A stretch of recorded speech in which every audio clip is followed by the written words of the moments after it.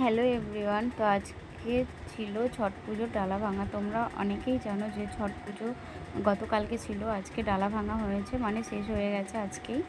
তো hello everyone, তোমাদেরকে একটা কথা বলছি, কখনোই ভাববে না যে তুমি বিহারি নও, তবুও তুমি এই পুজোটা করতে পারো। ছটি মাইয়ার পুজো, ছট পুজো আর সূর্যদেবের পুজো। আমরা যেমন মা ষষ্ঠীর পুজো করি, তেমন করেই মা ছটি মাইয়ার পুজো তোমরা করতে পারো।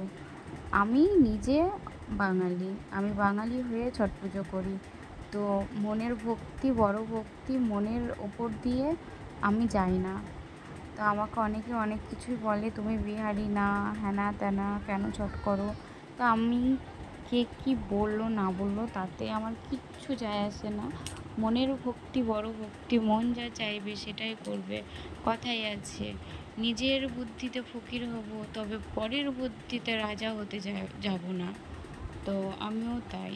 তো সূর্য উদয়টা কতটা সুন্দর লাগছে তোমরা অবশ্যই কমেন্টে জানিও।